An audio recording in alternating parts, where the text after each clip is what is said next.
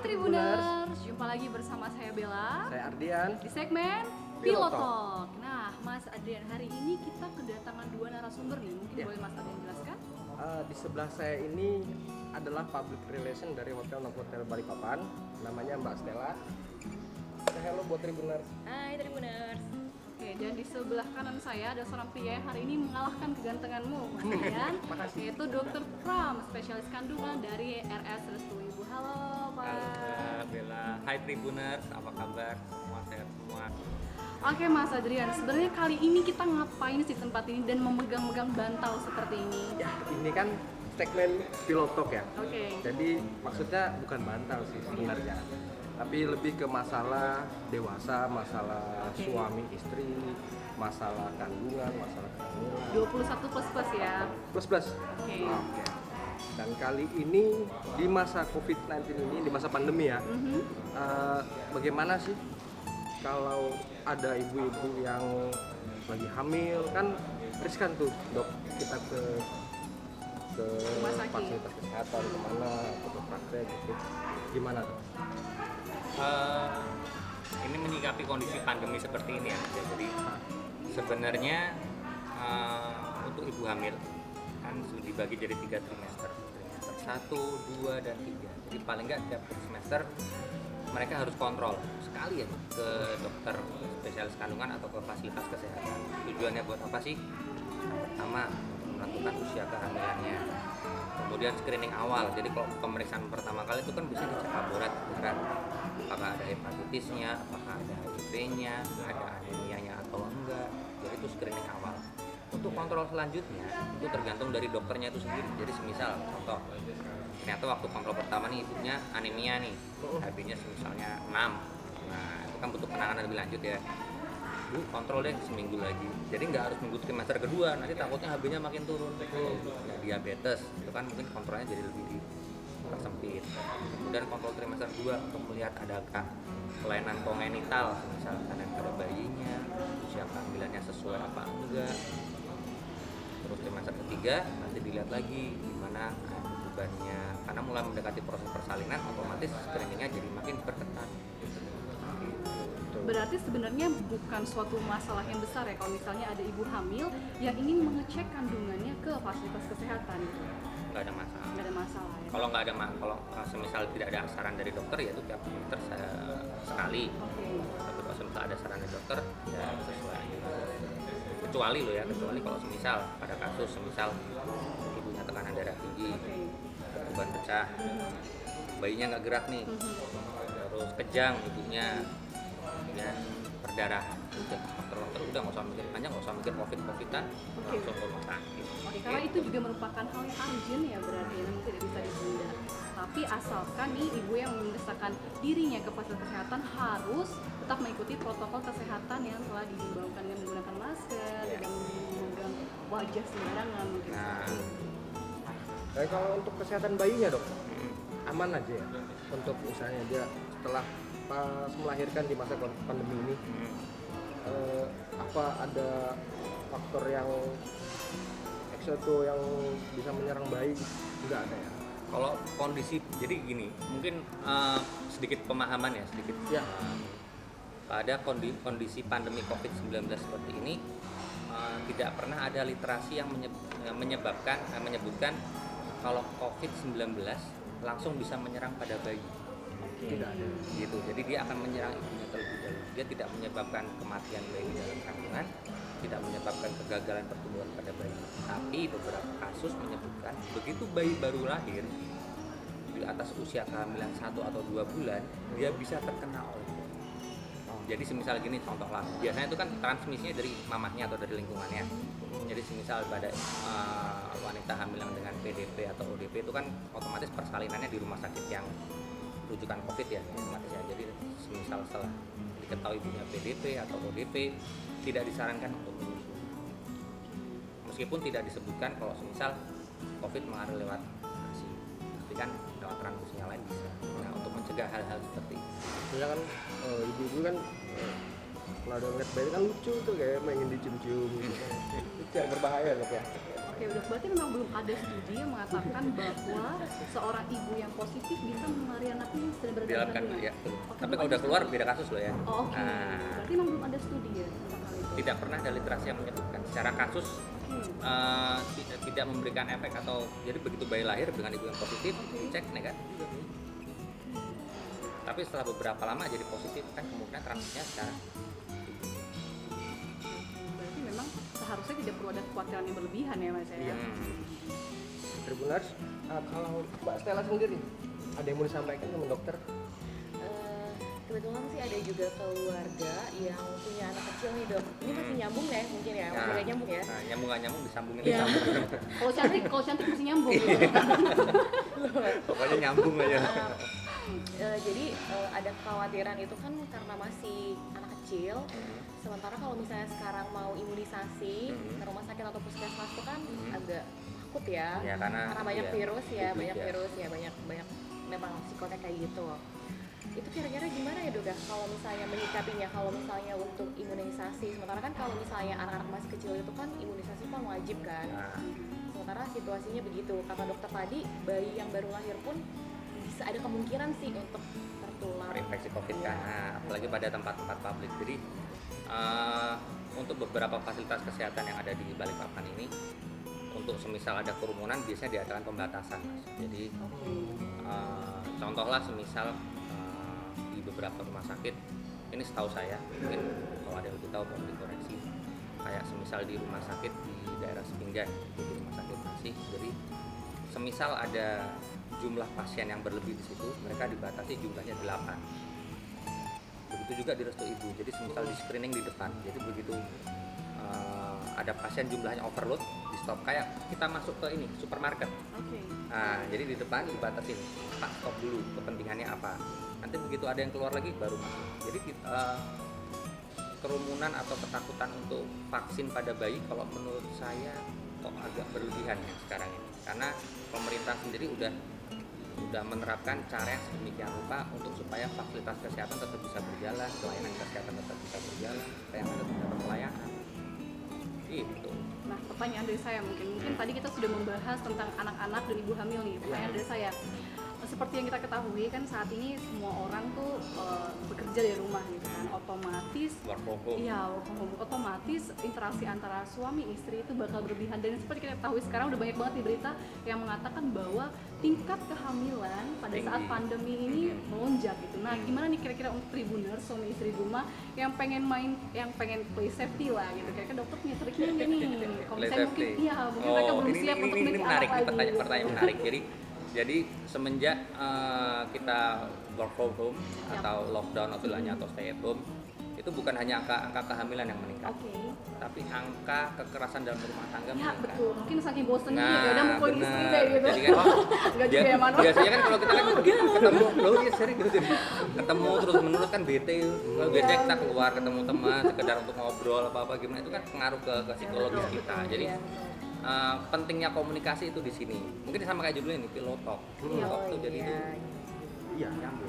Memang Jadi, Pilotalk itu tujuannya untuk membahas yang seperti itu. nah, jadi kalau Pilotalk itu sendiri sebenarnya definisinya adalah interaksi antara dua pasangan seksual Oke. atau lebih supaya mereka lebih intim. Definisi utamanya adalah seperti itu. Kenapa namanya Pilotalk? Karena kan dilakukannya biasanya di atas bantal. Kalau di kamar mandi namanya spot talk. Ya, beda lagi. Jadi intinya adalah komunikasi. Oke. Jadi kalau semisal ada masalah dalam rumah tangga, kegiatan apa sehari-hari, masih sering kerja di luar, masih kesibukan apa, waktu di rumah adalah saat waktu kita bersama pasangan kita. Oke. Jadi omongin apa yang kita lakukan tiap hari, kamu ngapain aja tiap hari. Biasanya Pilotalk dilakukan sebelum melakukan hubungan seksual atau sesudah. Oke. Nah, itu bisa meningkatkan untuk kualitas hubungan seksual. Oke, berarti begitu juga untuk pasangan yang mungkin nih belum pengen punya keturunan lagi gitu ya. Memang perlu komunikasi, berarti triknya memang komunikasi. Iya. Dengar tuh Mas. Kalau di kamar mandi apa namanya? Spot talk, iya. Kalau Tapi di spot. kalau di kapal namanya kelotok.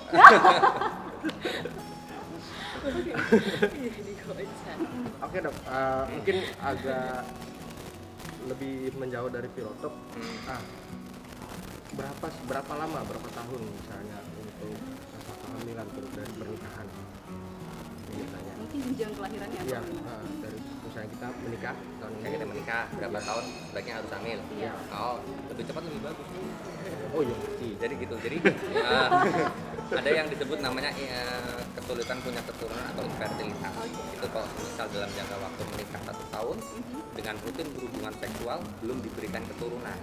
Nah, kalau semisal ternyata dia, dok saya sudah nikah 5 tahun, rutin nggak berhubungan seksual, nggak sih dok sebulan sekali, ya belum disebut fertilitas. Gitu. Jadi definisinya adalah sudah menikah Sebulan sekali. setahun. Pengalaman pribadi. Gitu. Lebih cepat lebih bagus sih. Jadi ada beberapa saya dengar dia nikah udah lama, cek ke dokter, yang perempuan subur, yang laki-laki subur, kalau subur sama-sama subur. Tapi mungkin ada nggak faktor stres di kerjaan mungkin berpengaruh? Oh, sangat berpengaruh. Sangat. Stres, lingkungan, terus dari faktor badannya itu yang berpengaruh pada kesehatan seorang pria atau wanita. Jadi harus banyak-banyak cuti ya dok ya? Ya nggak juga. Nah kalau misalnya untuk masa suburnya perempuan, kira-kira itu berpengaruh nggak? Karena kan perempuan tuh masa suburnya kira 21 atau 28 hari ya, kalau tidak salah ya. Dan itu ada masanya nggak sih benar-benar subur banget, meningkat banget dan menurun? Kira-kira ada nggak? Kalau 80% wanita Indonesia itu masa suburnya ada hari ke-11 sampai ke-21. Oke, itu kalau haidnya teratur. Pada menstruator kita Oke. ngomongnya misal Sampai 21 11 sampai 21. Tapi untuk tahu pastinya sebenarnya adalah sebenarnya dengan USG transvaginal. Kalau yang sekarang yang dijual di aftermarket itu Ovutest. Nah, Oke, ini bikin atau tuh merek atau bukan? Ovutest itu brand ya. Bayar ya begini. Jadi untuk tahu masa subur seorang perempuan sebenarnya bisa dilakukan dengan yang pertama dengan masa kalender. Cuman memang mungkin presisinya agak kurang ya Mas. Yang kedua dengan ovutest ya, alat itu. Yang ketiga dengan ultrasonografi. Jadi ultrasonografi tujuannya untuk melihat fungsi folikel telurnya. Jadi kalau yang namanya kalau orang pengen hamil ya itu simpel. Cowok, cewek, dua-duanya harus bener-bener sama-sama sehat. Mau orang yang nggak punya tangan, nggak punya kaki, kalau dia reproduksinya bagus ya bagus. Orang yang bagus aja belum tentu punya anak. Nah, lihat masa suburnya gimana? Lihat dari telurnya, keluar nggak telurnya? Cewek itu rahimnya harus bagus, telurnya harus bagus, salurannya harus bagus. Gitu. Oke, tapi itu sebenarnya bisa diketahui tanpa harus datang ke rumah sakit kan? Maksudnya kita cek sendiri gitu atau? Kalau untuk USG transvaginal atau USG yang dilakukan oleh dokter kandungan harus ke rumah sakit. Oke. Jadi tidak yang kalau sekarang ini kan telemedicine tuh ya. Iya. Nah, jadi pada beberapa kasus mungkin bisa dikonsultasikan lewat ini Mas, mungkin dengan lewat telepon atau lewat chat. Tapi kalau untuk tindakan yang langsung yang kita harus menyentuh langsung pasiennya, meriksa sendiri, sebaiknya nggak bisa melakukan telepon. Takutnya nanti salah pemberian terapinya. Kirain tadi bisa melihat pergerakan bintang atau timbun tanggal gitu kan? Jadi sumber ya sih. Asik kalau kayak gitu. Asik banget ya kalau kayak gitu. Mungkin dari Mbaknya ada pertanyaan lagi? Dok, kalau misalnya lagi stres, itu kan tadi bisa mempengaruhi ini ya, bisa mempengaruhi kesuburan ya. Itu juga mempengaruhi masa suburnya kak Udah dok? pasti Bisa jadi kayak masa suburan bisa mundur gitu kan? bisa maju mundur bisa. Pernah dengar nggak Maju kalau mundur cantik ya. itu lagu? Jadi pernah dengar nggak kalau misalnya orang stres ujian dia jadi nggak mens? Oh. Nah itu ya sama seperti itu. Karena kenapa cewek itu antara organ kewanitaan dalamnya, ovarium, telur itu dengan otak itu sinergis sama. Jadi hormonnya kalau di sini ya, jadi di hipotalamusnya itu sangat berpengaruh pada reproduksi seorang wanita. Maka cewek nggak boleh stres. Gitu. Kalau misalnya ujian hidup nih yang berlangsung terus-terusan kan berarti bisa nggak subur terus-terusan. Ujian hidup ya, terlalu berat rasanya hidup kita. Oke Mas, mungkin ada pertanyaan lagi? Ini menyangkut dengan hotel juga. Kalau misalnya bulan madu itu penting nggak sih dok? Untuk kesuburan, untuk stresnya atau untuk kehamilannya itu penting nggak? Kita misalnya habis menikah kita bulan madu, misalnya nggak di luar kota atau mana, atau misalnya ke hotel aja. Staycation. Nah ini penting juga nih. Asik. Jadi ini yang agak nyerempet saya seneng. Jadi pentingnya suami istri ya, mohon maaf misal udah berhubungan menikah 10 tahun, 20 tahun itu kayak bukan yang gimana kita dikasih makan steak terus juga bosen lama-lama. Nah sekarang pengen makan tempe. Nah, sama seperti hubungan dalam suami istri. Jadi misal meskipun rumah kita bagus, meskipun kita apa aja ada di rumah, nggak ada salahnya deh sekali-sekali ganti suasana. misal contohlah bisa nginep mungkin di hotel atau cari suasana baru, meskipun nggak senyaman rumah tapi paling nggak memberikan suasana baru pada sebuah pasangan. Itu akan memberikan dua experience baru. Semisal kalau di rumah ranjangnya ini ranjangnya spring bed yang nyaman itu, coba di hotel nanti minta yang ranjang air, agak bunyinya beda ya kan memberikan kan bener kan ya kan. Coba di outdoor gitu dong ya. Outdoor, Berarti di ini kamar. masih berkaitan dengan stres tadi ya, dan kita Iya, berliburan bener. kita refreshing gitu. Iya benar. Liburan gak usah jauh-jauh, kondisi kayak gini nginep di hotel udah cukup. Oke. Iya kan?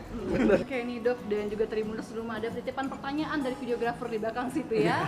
Pertanyaannya adalah intensitas berhubungan seksual yang baik itu seperti apa sih? Dan kalau misalnya ada orang atau suami istri yang intens berhubungan seksual dengan menggunakan alat kontrasepsi, kira-kira itu baik nggak sih untuk alat reproduksi perempuan? Videografer ya kurang ya. Ya. Videografi. Mau nanya langsung ya. Jadi yang pertama apa tadi, intensitas berhubungan Iya. seksual. Nah, paling tidak dilakukan 2 sampai 3 kali selama 1 minggu. Oke. Cuman ya namanya, ya itu saya balik lagi ke tadi 2 kali sampai 3 kali seminggu. Kalau dengan cara yang itu aja ya otomatis bosen dong. Ya kan? Jadi otomatis nanti yang pihak wanita kurang lubrikasi atau kurang basah, yang cowok kurang Kayak orang nendang gitu ya. nendang nggak tahu. Nah, berarti tadi 2 atau 3 kali itu minimal. Baru setiap hari boleh atau? Boleh mau sehari 3 kali 4 kali. Oke, tapi itu Lindung saya. tidak mengurangi kualitas sperma kah atau bagaimana? Oh, otomatis. Jadi sperma itu produksi paling bagus adalah 72 jam post ejakulat. Jadi semisal gini, Oke. 72 jam. post ejakulat. Jadi semisal habis 3 hari. Nah, habis cerot sekarang. Nah, tuh. Karena bentuknya kalau saluran di kelamin itu apa yang 2 itu, nah, itu bentuknya tuh kayak alun gitu, Mbak. Oke. Jadi begitu ini cerut, nanti yang dari sini yang dia maju ke depan. Produksinya 72 jam. Jadi subur-suburnya itu 72 jam post ejakulat. Oke.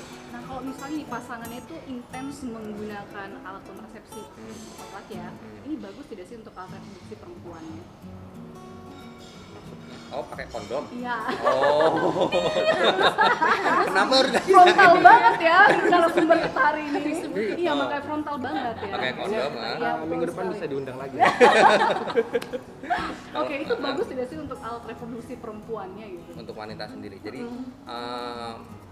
kondom itu ada kelebihan apa kekurangannya, Mbak? Oke. Jadi yang pertama kelebihannya dia bisa pada wanita yang dia kurang lubrikasi bisa dibantu dengan kondom.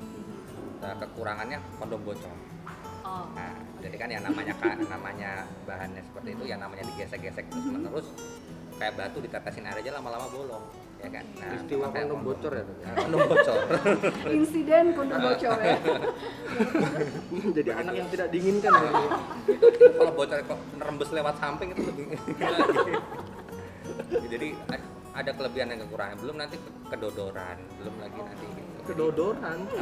Oh, iya. Saya sih enggak. Iya. Saya sih enggak. Kesempitan. Jadi ada kelebihan dan kekurangan. Tapi kalau untuk hubungan dengan penyakit pada wanita, misal penyakit menular seksual, malah kondom itu dianjurkan untuk mencegah terjadinya penularan penyakit seksual selama pemakaiannya benar ya. Jadi semisal habis sekali pakai buang, jangan sekali pakai cuci pakai. Buat hemat gitu kan. Iya, bukan parah. Jangan ya, Yok ya. Jangan ya. Jangan Oke. dicontoh. Ini pertanyaan dari Tribuners, Dok. Perbedaan ciri-ciri, mungkin yang terakhir, ciri-ciri sperma yang baik yang sama yang Iya. nggak baik itu gimana? Mungkin ada perbedaan teksturnya Perbedaan atau teksturnya, rasanya. Rasa. Ya, Kok aneh banget. Oh, dari cara fisik ya. Jadi untuk menilai kesehatan suatu sperma sendiri kalau di laboratorium itu ada parameternya banyak. Ya. Jadi yang pertama kekentalannya, volumenya, warnanya, sama berapa lama dia antara jadi kental sampai jadi encer. Oke. Nah itu jadi semakin kental sperma bukan berarti semakin bagus. Jadi itu ada sebenarnya ada parameternya sendiri. Semakin kalau encer juga bukan berarti bagus gitu. Jadi yang pertama warnanya adalah putih keruh. Ya benar nggak? Putih keruh ya. Putih keruh. Yang keruh yang bagus ya. Keruh bagus. Bukan Oh, iya. sebening embun ya. Jangan. Ya. Memancing di air keruh. Yang butek-butek tuh pokoknya wapi. Wapi. Pokoknya putih keruh. Yang kedua volumenya kalau nggak salah 20 apa 30 sekitar segitulah mili. Nah, terus waktu pengencerannya kalau nggak salah loh ya, mungkin saya kan karena nggak butuh apa, mungkin sekitar 2 sampai 5 menit. Jadi begitu dia keluar, cerot dihitung aja mas. Ya. Berapa lama dia itu ambiar apa sih geledek itu. Iya iya iya. Mencair gitu. Oh iya. Geledek ya. Nggak pernah ya? Gede. Gitu. Hitung aja nanti sekali-sekali coba. Tunggu dok, tapi kan itu kan dia keluarnya di dalam. Jadi kita mau tahu itu Oh paling gampang gini, cara gampang gini Mbak Stella. muncratnya tuh gimana ya? Nah, kalau pengen tahu spermanya suami kental atau enggak, jadi waktu begitu berhubungan seksual, dicek aja. Mbak Stella tidur aja mungkin sekitar 1 sampai 2 menit gitu. Karena nggak mungkin begitu cerot langsung berdiri kan nggak Iya, mungkin. Nah, kecuali kalau ada, begitu. Yang ngerti aja ya. Jadi kalau begitu udah berhubungan, tidurnya 1 sampai 2 menit, berdiri aja. Kalau semisal dia keluar langsung encer, nah itu berarti waktu ligenifikasinya dia cepat. Dia berarti kentalnya lebih cepat dibanding waktunya. Ini juga kurang bagus. Tapi kalau semisal begitu nanti 1 sampai 2 menit, kenapa pakainya parameternya 1 sampai 2 menit? 1 sampai 2 menit dia begitu keluar dia akan ngedep di dalam dulu. Iya. Nah, itu begitu dia berdiri kalau kata dia nggak keluar dan keluar langsung itu kental, insya Allah bagus. Tapi untuk tahu pasien tetap laporan. Dan tadi masalah volume. Ada nggak sih kayak asupan-asupan untuk meningkatkan volumenya dok? Volume sperma. Tadi kan bilang dokter 72 jam ya. Nah, setelah 72 jam Kayak pengalaman pribadi. Iya makanya. Kurang mas ya. itu kalau 2-3 kali seminggu dok. Kalau yang di Setiap rumah hari. minta 2-3 kali sehari gimana? Oh untuk yang pertama asupannya harus bagus mas Adrian. Jadi yang pertama makannya harus bagus, protein, asam amino adalah sumber utama pembentukan sperma. Nah kemudian antioksidan itu bisa didapat dari buah, dari sayur-sayuran. Itu untuk memperlama masa hidup sperma. Gitu. Sama pola hidup, jadi jangan rokok, jangan ya gitulah. Kalau proteinnya ikan gitu. Ikan boleh, telur boleh, daging boleh, seafood ya? kacang boleh, seafood apa aja boleh. Oke. Tapi itu untuk yang kalau misalnya itu untuk apa? Untuk yang laki-laki ya dok ya. Kalau misalnya untuk yang perempuannya dok, mungkin untuk supaya bagus tingkat kesuburannya bagus gitu. Itu konsumsi apa? Jadi suplementasi untuk ovarium sebenarnya yang kita pakai adalah vitamin E. Vitamin E ya. Vitamin E bisa didapat dari mana-mana. Mungkin dari makanan, mungkin dari suplemen bisa dimakan juga. Bisa dari Kalau yang naturalnya dok, sayurannya apa kira-kira atau buah? buah kalau vitamin E-nya tinggi. Mungkin buah anggur kali ya. Wow. Anggur tuh bijinya tuh bagus. Bijinya tuh biji. Makan bijinya. Nanti makan yang banyak ya. Makasih sayang. aja ya. Oke, Tribuners, mungkin pembicaraan kita kali ini cukup sampai di sini ya. Sebelum semua pembicaraan kita nanti bakal disensor semua nih, jadi kita hentikan dulu. Tayangnya cuma 10 detik Iya, sisanya disensor. iya nih, semua disensor semua. Oke, Tribuners, terima kasih sudah menyaksikan Pilot Talk. Saya undur diri dulu, saya Bella. Her Pramanto. Saya Stella. Saya Ardian. Sampai jumpa.